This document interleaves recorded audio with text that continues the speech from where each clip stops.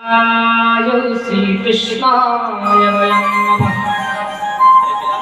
सच्चित आनंद भगवान राशि को बारंबार प्रणाम करते हुए कथा में प्रवेश करते हैं। सत्य स्वरूप कृष्ण है, चित्त स्वरूप भी कृष्ण है और आनंद भी कृष्ण को बताया जाता है। सच्चिदानंद रूपाय विश्वोत्पत्त्यादि हेतवे, विश्व का भरण पोषण और अंत में लय करने वाले उन ब्रह्मा विष्णु महेश को भी हम बारंबार वंदित करते हैं। तापत्रय विनाशाय, तीन प्रकार के ताप बताए। देहिक देविक भौतिक ताप, राम राजिका एको व्यापा। देहिक देविक भौतिक तीन प्रकार के ताप बताए संसार में। कोई तन से दुखी, कोई मन से दुखी, कोई धन बिन रहत उदास, थोड़े थोड़े सब दुखी और सुखी राम के दास। महाराज कोई तन से दुखी है, कोई मन से दुखी है, कोई धन से दुखी है, लेकिन वेदव्यास जी महाराज कहते हैं कि सुखी कौन है? सुखी तो वही परब्रह्म है, वही संत है, वही ब्राह्मण है जो भगवान का भजन कर रहा है, वही भक्त है जो भगवान का चिंतन कर रहा है। पापत्रय विनाशाय श्री कृष्णाय वयं नमः। ऐसे राधा रानी के चरणों को प्रणाम करते हुए नैमिषारण्य की पवित्र पावन भूमि पर प्रवेश करते हैं। नैमिषारण्य का अर्थ है कि कुछ जो संत महात्मा थे भगवान नारायण के पास गए, भगवान नारायण से कहने लगे कि भगवान हमें ऐसी कोई एकांत की जगह बताओ जहां जाकर हम भगवान का भजन कर सकें। भगवान नारायण ने अपना चक्र गिराया, चक्र सुदर्शन चक्र को छोड़ा और कहा कि जहां इसकी नेमी गिरेगी वही नैमिषारण्य क्षेत्र बन जाएगा। तो उस नैमिषारण्य क्षेत्र में 88,000 ऋषि को परम मंगलमय श्री सूत जी महाराज कथा श्रवण करवाते। 16 वर्ष की आयु में श्री सूत जी महाराज ने ऐसे ऐसे परम ऋषियों को कथा श्रवण करवाई जो बड़े विद्वत गवण्यम हैं, जिन्होंने सतयुग त्रेता द्वापर कलयुग यही बार बीत गए। ऐसे ऐसे संत उस नैमिषारण्य क्षेत्र की पवित्र पावन भूमि पर बैठे हुए। आज हमारा गांव कल्याणपुर भी एक नैमिषारण्य क्षेत्र बन गया। उस नैमिषारण्य क्षेत्र में जितने भी माताएं और पुरुष विराजमान हैं वह सब संत स्वरूप में बैठी हुई है, भक्त वत्सल स्वरूप में बैठी हुई है। और श्री वेदव्यास जी महाराज, श्री परम सूत जी महाराज, श्री सुखदेव जी महाराज अपने मुखारविंद से उनको कथा श्रवण करवा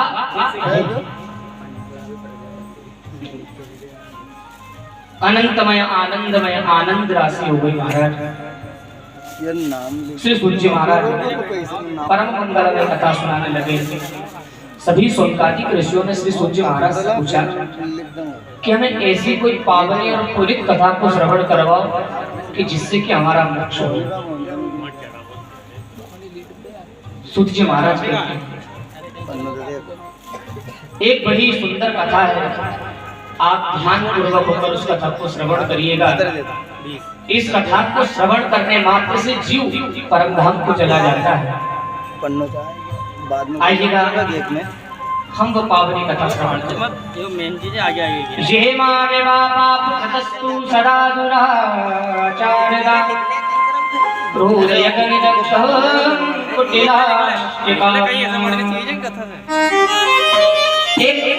आत्मदेव नगर एक नाम का एक नगर था। उस आत्मदेव गांव में नगर में एक आत्मदेव जी महाराज के ब्राह्मण निवास करते थे। उनकी पत्नी का नाम था धुंधली। जो धूम धूम कर क्लेश करे, घर का विनाश करे, उसे धुंधली कहते हैं। धुंधली दिन में 4 बार भोजन करती थी। जब उसके पति बाहर चले जाते तो अकेली चाय बनाकर पी लेती थी, वह धुंधली। आत्मदेव जी कर्मकांडी ब्राह्मण थे। कर्म से वह कर्म करते थे, यज्ञ आदि कर्म करते थे। आत्मदेव जी महाराज भगवान की सर्वत्र कृपा थी, लेकिन बस चिंता एक ही बात थी कि उनके घर में पुत्र का जन्म नहीं होगा। पुत्र की व्याकुलता में आत्मदेव जी महाराज जंगल में चले गए। जंगल में जाकर विराजमान हो गए। जंगल में जाकर बैठे रो रहे हैं, भगवान को याद कर रहे हैं। तभी वहां एक सिद्ध संत गुजर रहे थे। संत ने देखा, अरे ये ब्राह्मण बड़ा ही दुखी है, किस चिंता में व्याकुल है। वह संत महात्मा ब्राह्मण देवता के पास गए, कहा, अरे महाराज, कौन सी चिंता ऐसी जो मैं तुम्हें खाए जा रही है, बताओ। आत्मदेव जी कहते हैं, प्रभु मेरे घर ऐश्वर्य की कमी नहीं, धन की कमी नहीं, बस चिंता है कि संतान की, मेरे घर संतान की प्राप्ति नहीं होगी। संत ने कहा, उनकी मस्तक की लकीरों को देखते हुए कहा कि तुम्हारे घर 7 जन्म तक संतान की प्राप्ति नहीं होगी। 10 रुपए किताब, ब्राह्मण देवता निराश होकर कहने लगे, मैं अपने 10 रुपए कॉपी ले, त्याग दूंगा महाराज, एक दोनी मुझे 10 को चाहिए। अपनी झोली में से फल निकालकर आत्मदेव जी महाराज को दे दिया और कहा कि जाकर अपनी भार्या को, अपनी पत्नी को खिला देना, जाओ तुम अवश्य पुत्र की प्राप्ति होगी। आत्मदेव जी दौड़े दौड़े अपने घर को आए और अपनी पत्नी धुंधली को जाकर वो फल दे दिया और कहा कि इस फल को खा लेना, अवश्य में पुत्र की प्राप्ति होगी।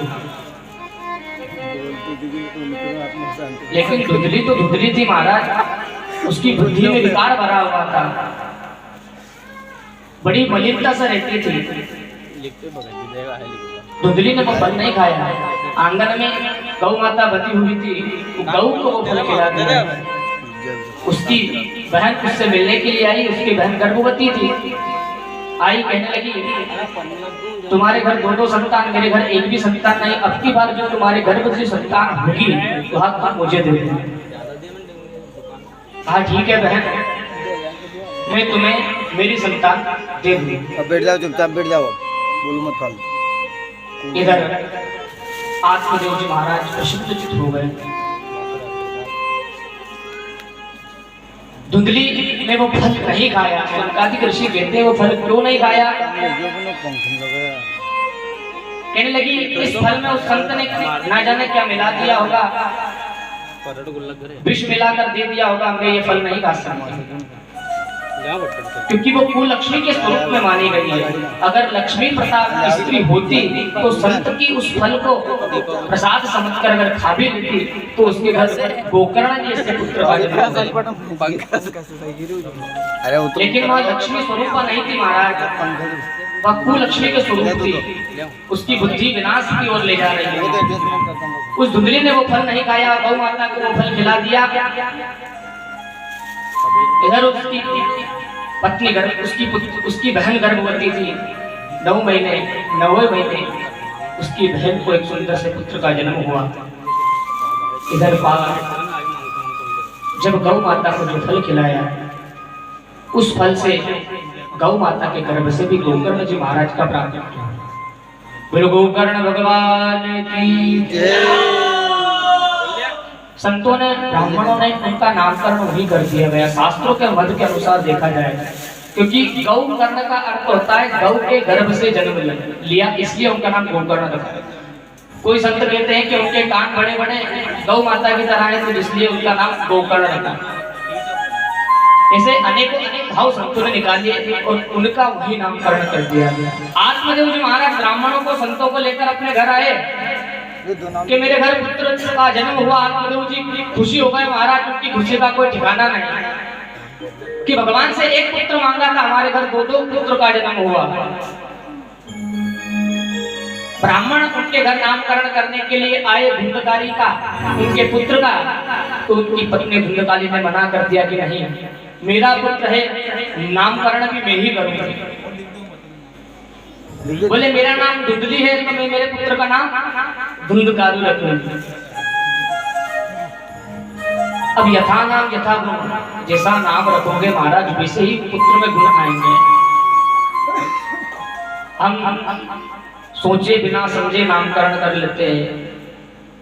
किसी ने अपनी पुत्री का नाम निशा रख लिया। निशा का अर्थ होता है रात। किसी ने अपने पुत्र का नाम सौम्य रख लिया। सौम्य का अर्थ होता है शमशान। तो ब्राह्मणों के कहने पर, संतों के कहने पर अपने पुत्र या पुत्री का नामकरण करें। धुंधली ने नहीं मानी, कहा मेरा नाम धुंधली, मेरे पुत्र का नाम धुंधकारी रहेगा। कोई ब्राह्मण, कोई संत मेरे पुत्र का नामकरण नहीं करेगा। संत ब्राह्मण अपने घर को चले गए। अब महाराज दोनों भैया बड़े होने लगे। अच्छी शिक्षा प्राप्त करने के लिए उन दोनों को आश्रम पर छोड़ दिया गया। अच्छे से गुरुकुल में शिक्षा प्राप्त करने के लिए बड़े विद्वत गवर्नर सर्वश्रेष्ठ संतों के चरणों में छोड़ दिया गया। अब गोकर्ण जी महाराज के तो अच्छे आचरण थे, उन्होंने संतों का चरण पकड़ लिया तो भव से पार हो गए। लेकिन धुंधकारी बड़ा ही पापी बालकपन में उसने चोरियां चालू कर दी, मारकूट चालू कर दी, महिला पान पीना चालू कर दिया। अब गोकर्ण महाराज बड़े हुए, अपने माता पिता के चरण कमलों को छूकर अयोध्या धाम तपस्या करने के लिए चले गए। इधर धुंधकारी बड़ा हुआ, अपने माता पिता को मारने लगा, डांटने लगा, कूटने लगा। पिता को मारा, इतना मारा कि पिता उसी ही स्थान पर जाकर बैठे जिस स्थान पर संत ने उसको फल दिया गया। वापस उस स्थान पर उसी शिला पर बैठे बैठे रो रहे हैं कि भगवान मैंने पुत्र मांगा था, लेकिन ऐसा पुत्र नहीं मांगा कि मुझे ही मार मार कर कूट कर यहाँ जंगल में भगा दिया। सभी जितने भी युवा यहाँ बैठे हुए हैं उसमें मेरा यही निवेदन है कि माता पिता को मारने का अर्थ यही नहीं कि जिस प्रकार धुंधकारी ने मारा, माता पिता पर चिल्लाना भी मार के बराबर माना गया है। जितने भी यहाँ बैठे हैं महाराज, सभी अपने माता पिता पर एक न एक बात तो चिल्ला ही दिए होंगे, क्योंकि मुझे पता है उसी प्रकार धुंधकारी ने मारा, पिता जंगल में भगा दिया, पिता ने वहीं देह को त्याग दिया।